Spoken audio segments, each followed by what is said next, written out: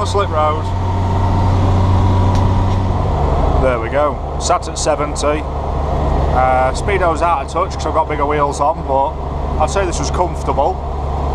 A lot of people said don't have the Discovery transfer box. It does struggle a little on hills, but realistically this is a good RPM for sitting on the motorway, I think. And I went to the weighbridge this morning and I weighed it at 2,850 kilograms. So with me sat in it, with the water tanks full, maybe a bit more kit, 3 ton. Don't think it's too bad for a vehicle this size. Still 500 kg under what I'm allowed for my licence as well, so I'm thinking, see how much the trailer weighs. Might stick a tow bar on the back of this and put the new off-road camper behind this one, so I've got a camper behind a camper. Some kind of crazy Inception kind of thing there, isn't it?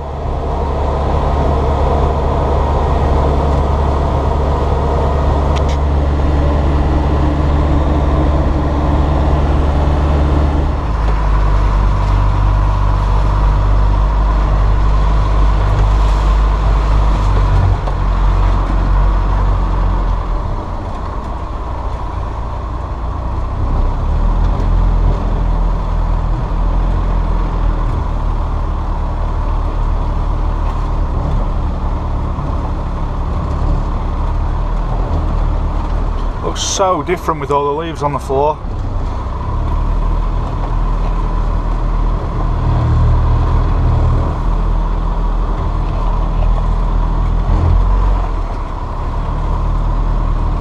Very, very slippery under these leaves. You can feel the back end tracking perfectly in the ruts. It doesn't look at it, but it is very undulating. What a big word for me, undulating. Almost as good as Sabutio.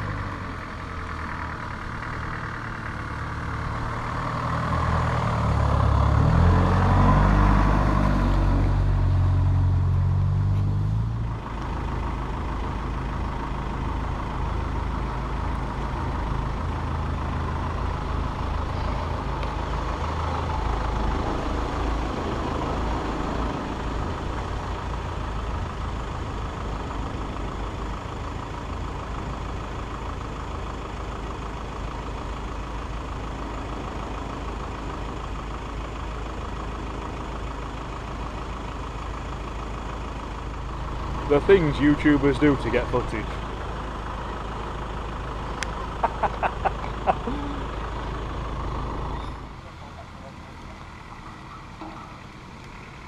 Tally Andy!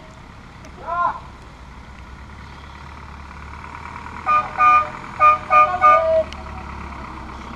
Hey, tell them we'll get you t-shirts now. No, I'm gone. It's like watching a monkey with a typewriter. We've got a typewriter. We're only just burning us. Shove it in! Hey! Come on, keep quiet until later. Can't find me holy bit. No, hang on. Your way, no, it's there. But that wire's there. Can we force? Oh, sharp knife. Sharp knife. And a sharp knife. Want a sharp knife. Modification time. See if I can slice my hand open. Don't blunt my knife. Why? Just some tape. Try that actually, look, that's just sat up the side of there. It was only that screw in the middle. Bit of an experiment here. We've got rigged a new microphone up, and I've also got this weird camera stabilisation thingamajiggy, so I'm just going to see if I can get any smoother shots without all the footprints everywhere, you know, banging about. Putting a bit more money into cameras and things. I've managed to break my light. Thought I was getting the ceiling bell trimmed and everything the other day, so I took the light down and there was the wrong size carpet, so put the light back up and it's broken. But it's only cheap and cheerful, only about a £5, so maybe right, I'll get that done another day. Got my new flooring. You'll be able to see this when I get a light. So yeah, as you can tell, we've had things in bits and soldering and whatnot, so yeah. You look on the inside. Right, so this is the new kettle I got from the market, and it's brand new, but it's probably been sat on the shelf 10 years where it is in a damp, so it was all corroded inside, so that's had a really good scrub off with Carl, and then he filled it full of Coke and got hell of a reaction. So no, I got Coca-Cola's just starting to boil up a bit, so we'll boil that for quite a while, rinse it out, and then use water and vinegar, boil that up, and then we can have a cup of tea. Not much effort, is it? At last, I'm gagging. So who were the other attackers? They were saying they were all Syrian refugees. Morning. Cracking night's sleep. Absolutely fantastic. Heavy winds, woke up a couple of times with the trees going for it, but other than that, spot on. As you can see. Oh, I had to go for the Union Standard, didn't I? Yeah. It's not too early. Kettle's on the go. So once that starts to boil, time to get up and I've got everybody's coffee ready and everything, so we can just hand that out. Loaded. The sad thing is, even though we're in the middle of nowhere, I know Carl's up because I've just looked at Facebook and he's clicked like on Bug Out Vehicles page. So I'm going to go take him a coffee in bed, aren't I?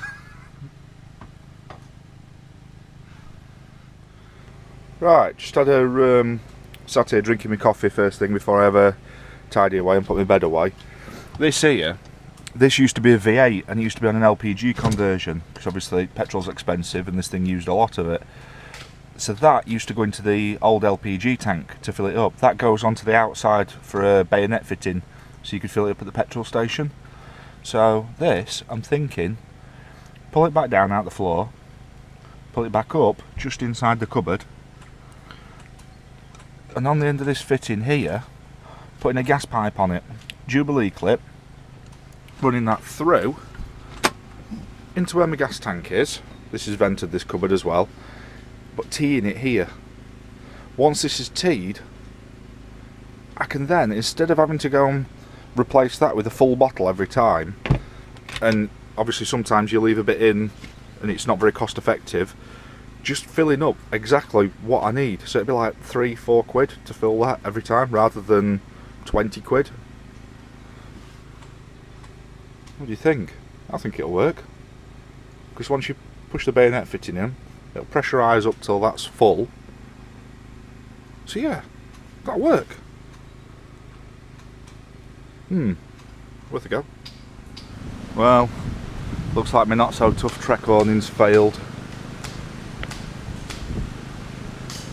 Looks like it's made by the same people that make them Prime Tech roof tents.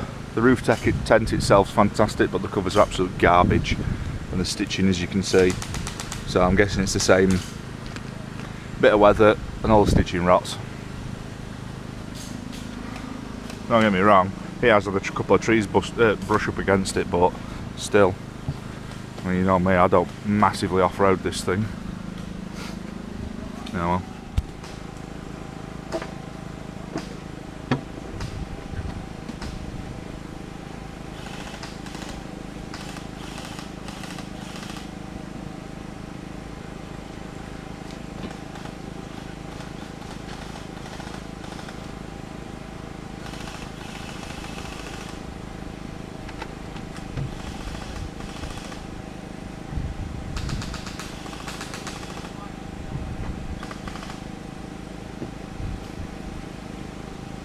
13 tog. I was boiling last night.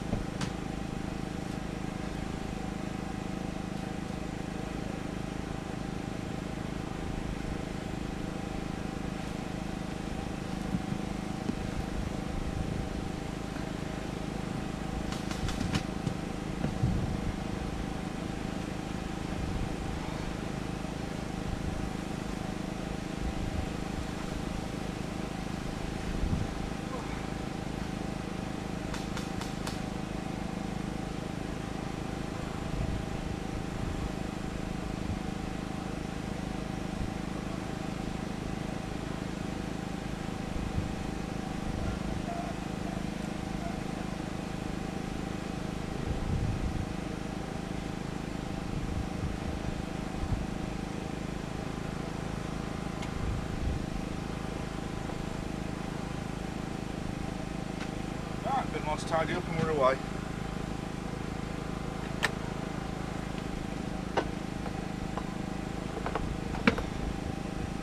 The smell of smoke in here.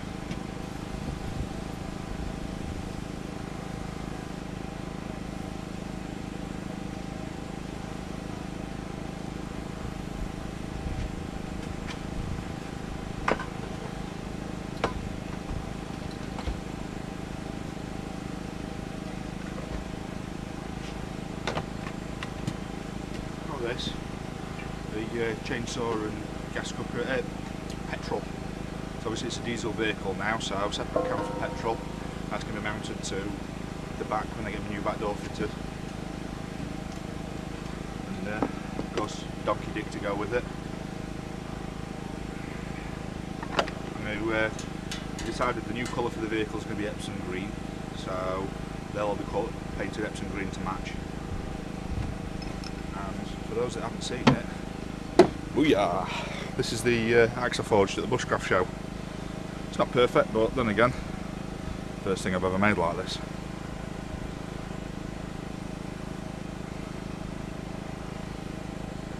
And it's got some weight to it, and it is shaving sharp. It will take patches off.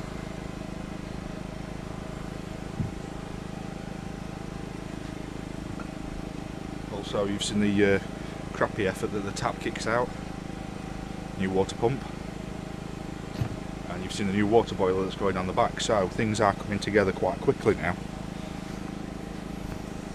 Right, what we've done is basically we haven't really got much access to the woods this morning and the generator's doing me nutting, so what we've decided to do is head back to my house, and Carl's got some jobs. He wants to finish off putting his new diesel heater in his, and I want to final wire my split charge system and have a look at some of my gas works. So we're going to get back to my house, get some dinner and get some more work done, so join us there.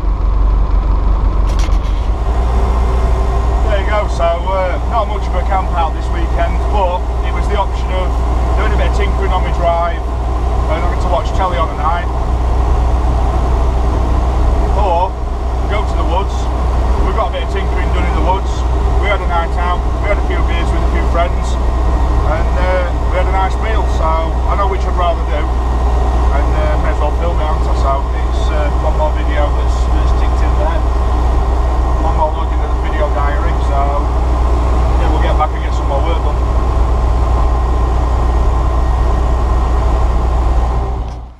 Right, so what I'm doing at the minute, all my LED light bars are controlled from this remote control. The reason I've got it on the remote control is when I get to my camp I can just take this off and walk around with it, and I can just press it on and off, and as you can see, it turns the lights on and off. Problem is, when you're on the motorway you can't hear the click of the relay, and me being paranoid, I don't like to trust that a remote just works. So what I've done, from the fuse board, this is all going to get loomed properly before I've finished. What I've done is the relays are up here with power, and it comes out here and down to my light bars. I've spliced in here where the light bar's connected to, so when I turn it on it just lights that cupboard up.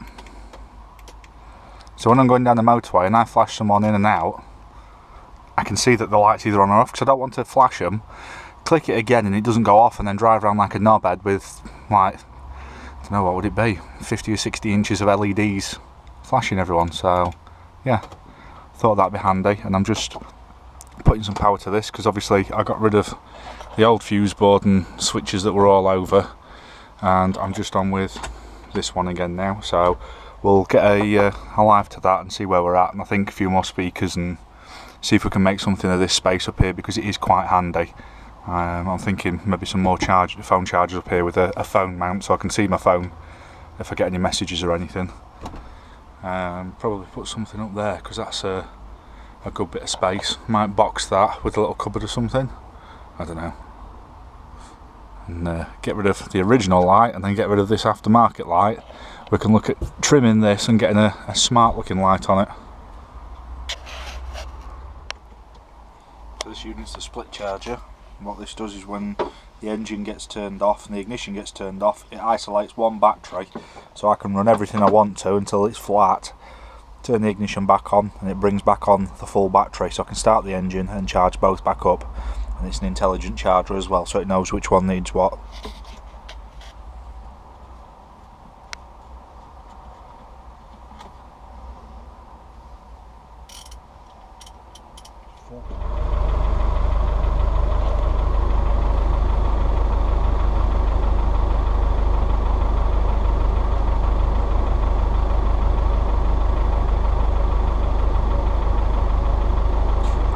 Out of both batteries again, or does it just stay on that? It'll charge your main battery. Yep. Right, when it's sufficient charging your main battery, yep, solenoid will click over and it'll go into dual charging, and then you'll get readout for both. Right, cool. It just gives each one what it needs when it needs it. Well, I was telling you exactly what your alternator's doing as well, look. That's a lot better than them T-Max things then. Oh yeah, 100%. Yeah. I'd never use the T-Max one, you see, no. Cantankerous bastard that I am. Got that bit out. Don't believe in using cheap crap. Well, it serves a purpose, but there's better things out there, isn't there now? Yeah. Creates problems though. Yeah, so not a lot this weekend. The weather killed it off and we didn't have much access to the woods, but unfortunately it was still better than watching X Factor and doing nothing, sat on the telly. We've got a few more jobs done, and we've got the vehicle tidied out now. We've got the floor mopped, but it still could do with a dry wipe down. We're always going to be tracking things in, aren't we? But again, thank you for watching. Thanks for the thumbs up and comments. It makes this channel what it is, and we've got a lot more videos on the way. Donington 4x4 show as well next week, so that's one to look at. It's an indoor show. There isn't a huge amount there, but it's winter, there's nothing else on, so it's worth a look into. Thanks a lot. Cheers, bye.